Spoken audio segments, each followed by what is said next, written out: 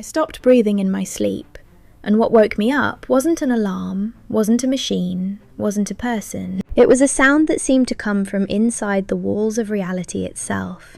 Let me be precise about that, because I was not a person who believed in walls of reality. I was a respiratory therapist. For 18 years, I helped other people breathe for a living, monitored oxygen saturation, calibrated pressure settings on ventilators, explained to newly diagnosed patients why a machine would now become their partner in sleep. I was, professionally speaking, the person you call when the mechanics of breathing break down. I understood the system from the inside, in the clinical, detached way a mechanic understands a transmission.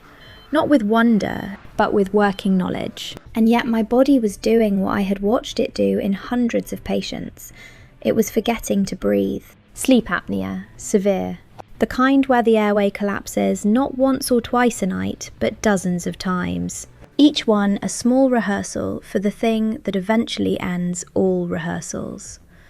I had been diagnosed for 3 years. I wore the mask.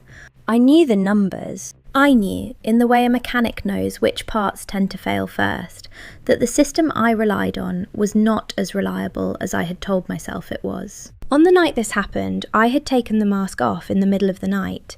I remember doing it, the way you remember small decisions right before a large one.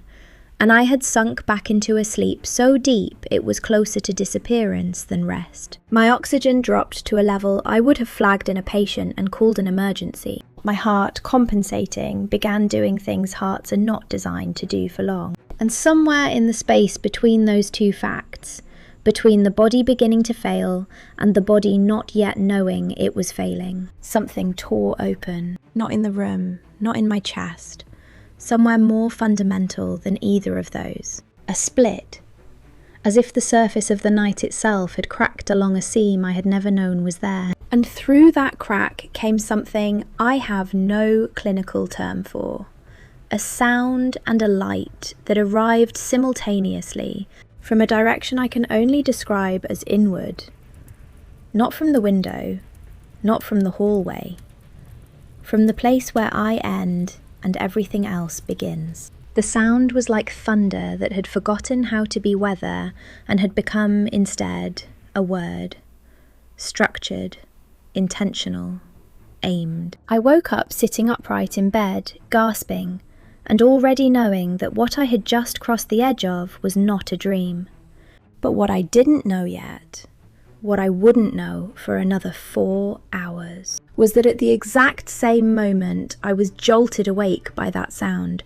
My sister was sitting upright in her own bed, in a different city, a different house, her hand pressed to her chest, her eyes wide open, saying the same word I was saying. In the half-second before the crack of light and sound reached me, there was a stillness I need to describe carefully, because it is the part that undoes every clinical framework I had spent 18 years building. My body had stopped.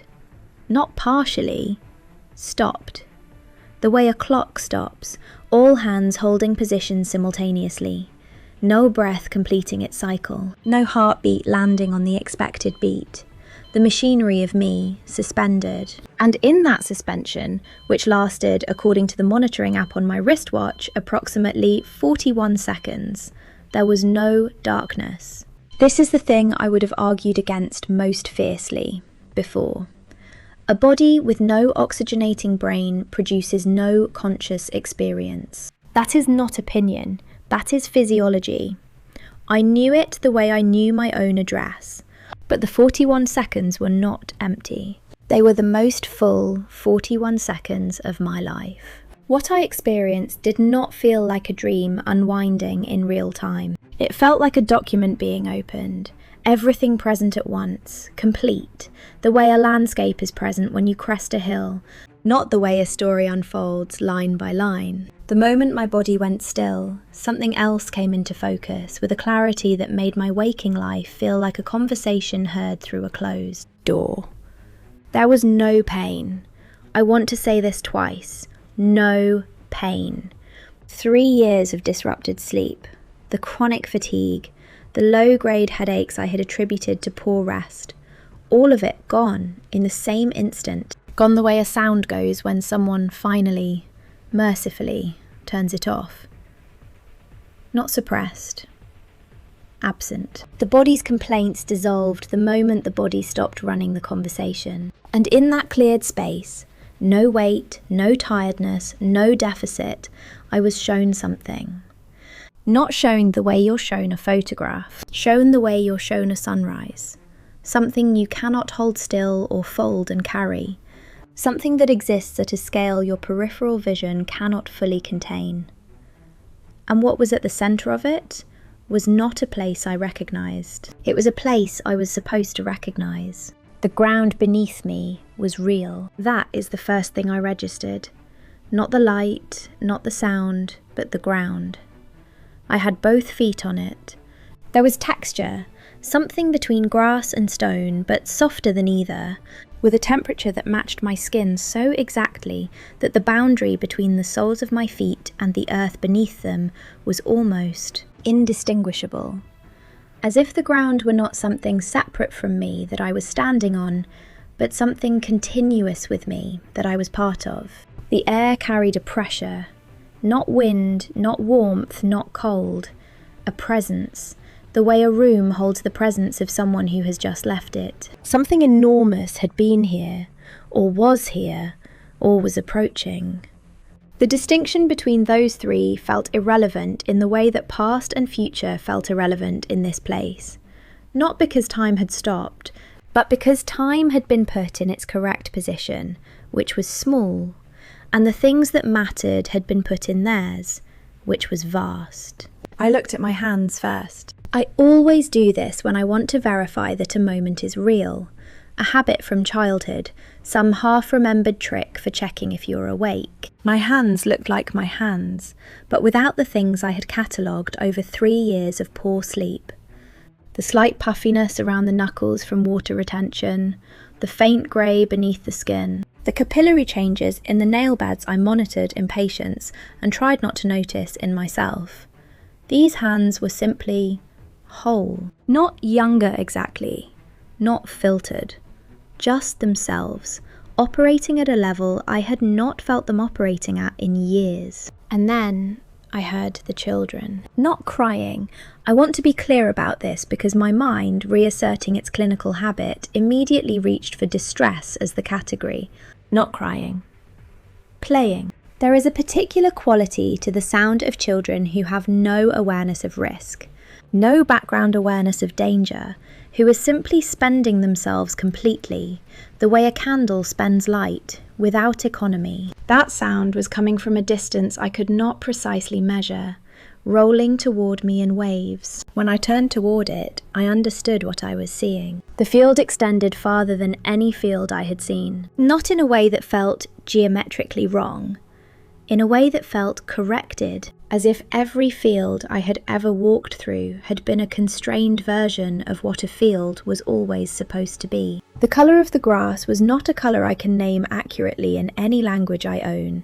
It was in the family of green, but the way a living thing is in the family of the elements that compose it, without being reducible to them.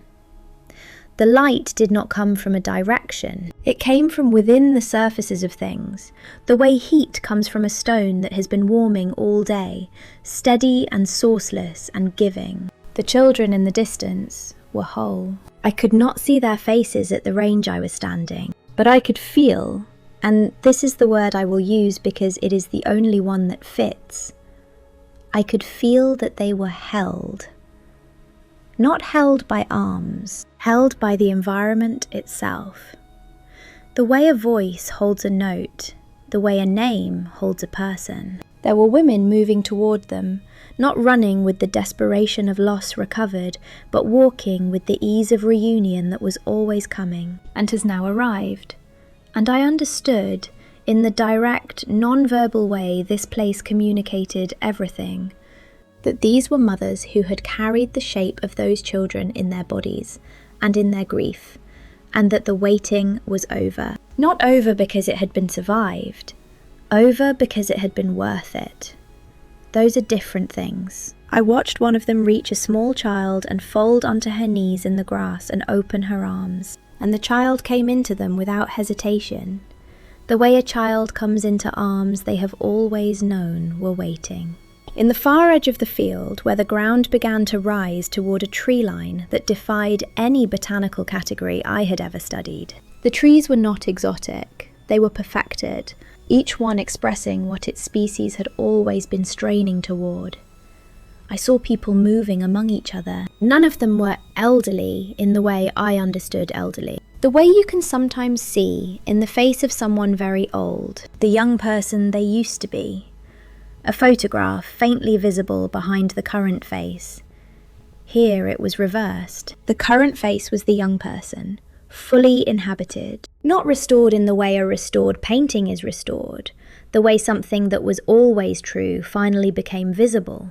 They moved toward each other the way people move toward each other when they have things to say that have been waiting a very long time to be said. And then the animals came, from the tree line first. A long, unbroken movement, like a sentence written in a language that is entirely made of motion. Dogs in numbers I could not count, pouring out of the shade at a full run.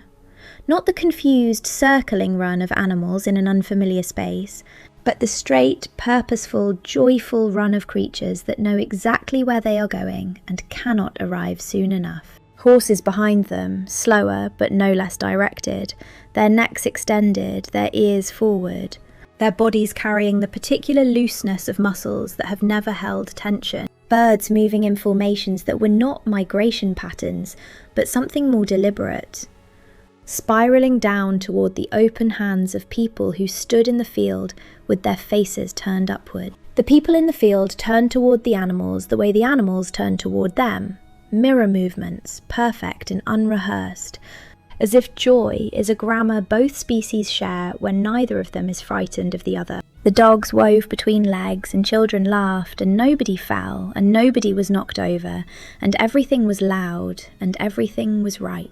I felt something in my chest that was the emotional equivalent of a key turning in a lock I had not known was locked. And then, standing at the edge of all of this, watching me, was someone I had not seen in 11 years. Someone whose face I had not been able to look at, even in photographs, without my throat closing. Someone who had been sick for a very long time before they weren't anything at all. They looked exactly as they were supposed to look.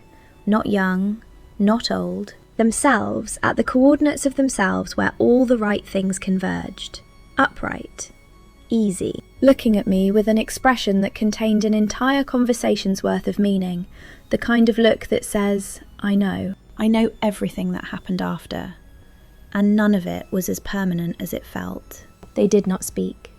The place did not seem to require speech. The light carried information the way air carries temperature.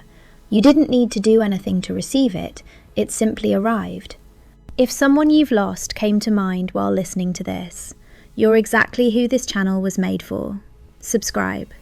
There's more waiting for you here. And one more thing, when you finish the video, check the pinned comment. I left something there for you. What they conveyed was this: the sleep is not the end. The silence before waking is still silence. Not suffering, not absence, not abandonment. It is the held breath before the word. And the word is coming. And then the thing happened that I had not expected and was not prepared for. I was not shown the world I had just seen as a reward. I was shown it as a mirror. Placed next to all of that, next to the light in the field, next to the women on their knees in the grass, next to the animals running and the people turning toward each other, was my life. Not as a list of events, as a shape. The shape of a life built around the management of breathing, other people's breathing, my own breathing, the monitoring and calibration and maintenance of the respiratory system, as if the most important thing about being alive was the mechanical continuation of the process. And what the mirror showed me was that I had confused the maintenance of the body for the maintenance of the person inside it. I had kept people breathing for 18 years. I had been meticulous about it. I had cared deeply about the clinical quality of the care I gave. And yet, When I looked honestly at the shape of my life, I could see that I had spent most of my relational energy the same way I spent my professional energy, at the level of mechanics. I was monitoring. I was calibrating. I was adjusting settings when readings fell outside normal parameters. I was not present in the way the people in that field were present, not paying attention to each other with everything, not spending themselves completely, not treating every shared breath as something that might be among the last of its kind. The confrontation was not angry. That is the thing that broke something open in me. There was no accusation in it.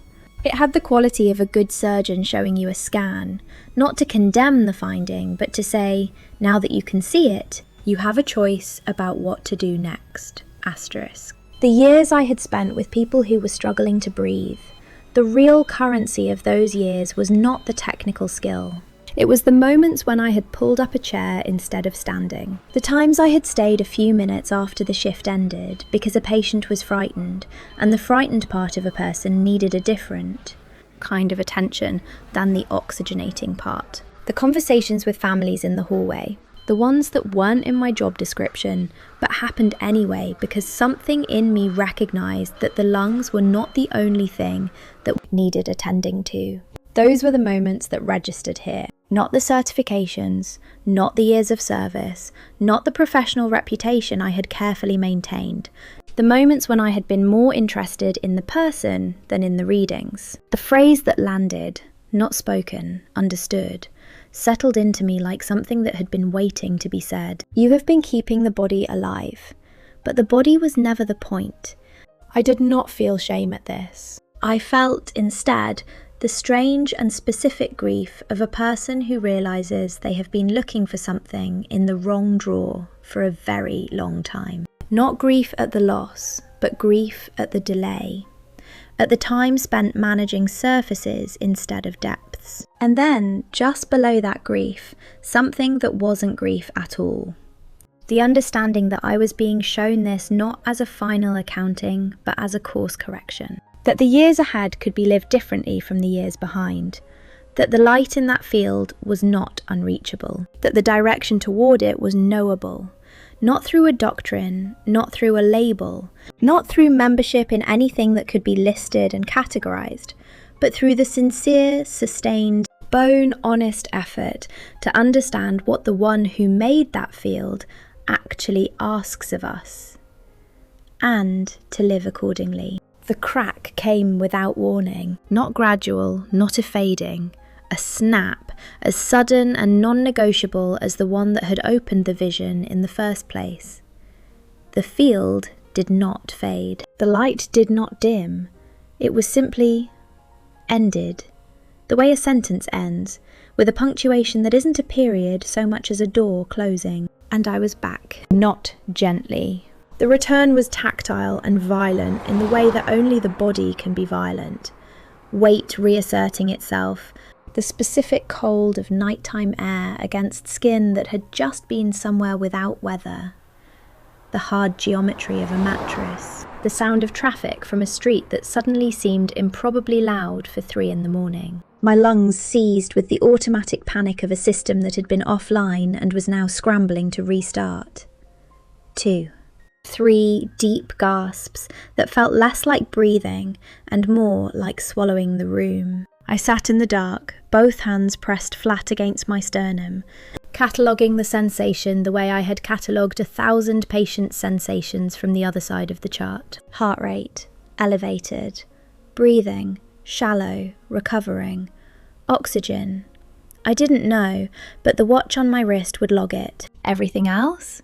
Entirely outside any chart I own. I sat there for a long time. Long enough for the adrenaline to settle, and for something else to take its place. A quality of stillness that was not shock, and was not calm, and was not grief, and was not peace, but was the thing you feel when you have been shown something that cannot be unfelt. When a piece of information has been delivered to the part of you that does not know how to forget things. At 3:47 a.m, my phone rang. It was my sister. Her voice, when I answered, had a particular quality. Not upset, not frightened, but careful, The way a person's voice gets careful when they are trying to describe something their vocabulary doesn't fully support. She asked me without saying hello. Did you hear something? Just now? Like inside your head, but also outside? I did not answer immediately. Like thunder, she said. But closer than that. Like it was in the room. Like it was in you, I said. She went silent. Did you wake up sitting straight up? I asked. Yes, she said, after a pause. How did you know? We talked until sunrise. 2 different houses, 2 different cities, 2 different beds, both of us sitting up in the dark at the same time, jolted awake by the same unrepeatable event. The same sound without a source, the same crack in the surface of the ordinary night, the same residue of something immense and directional, and clearly, unmistakably, not random. Neither of us had been on the phone at the time. Neither of us had been watching the same video or reading the same thing. We had not spoken in 3 days. The monitoring app on my wristwatch logged the critical drop in my oxygen at 3:11 a.m.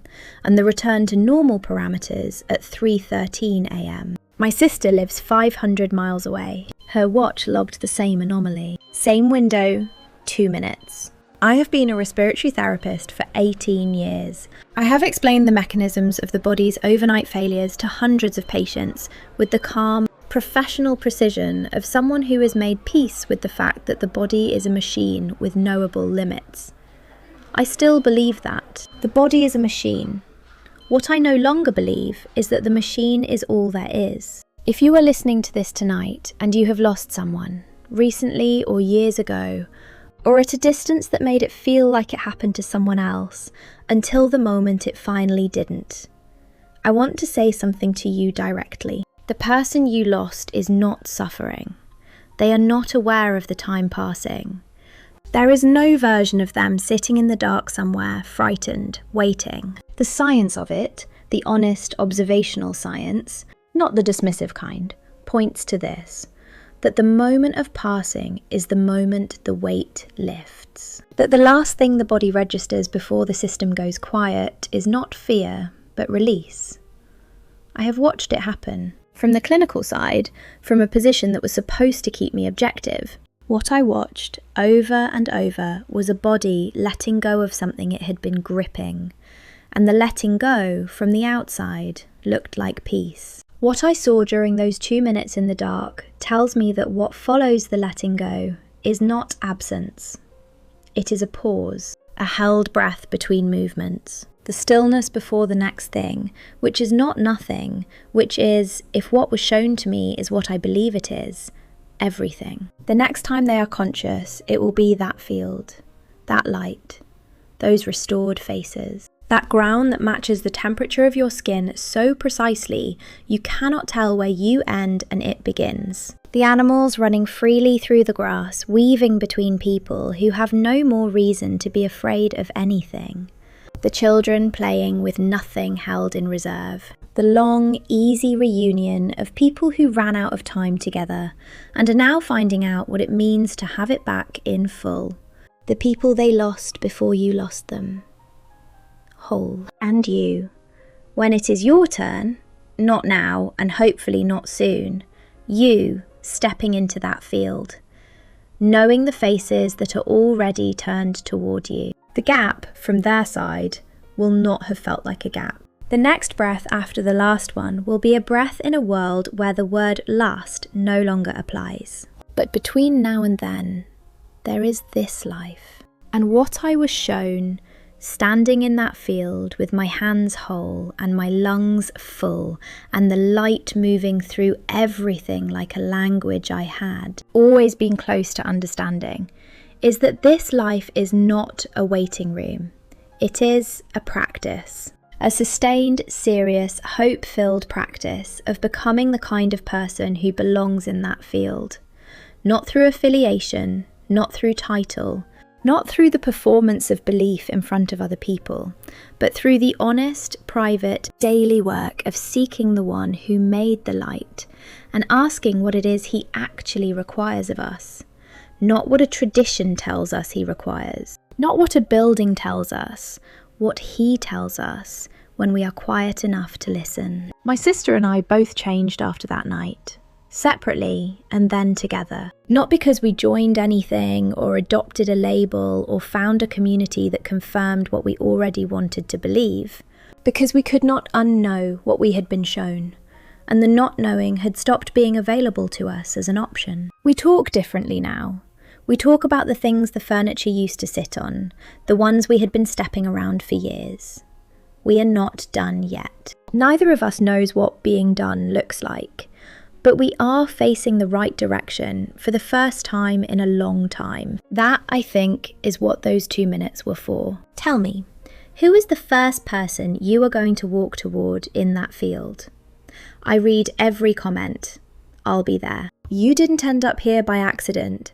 Subscribe, and every week I'll bring you another story that reminds you that hope is still real. And don't forget, I left something special in the pinned comment, just for you.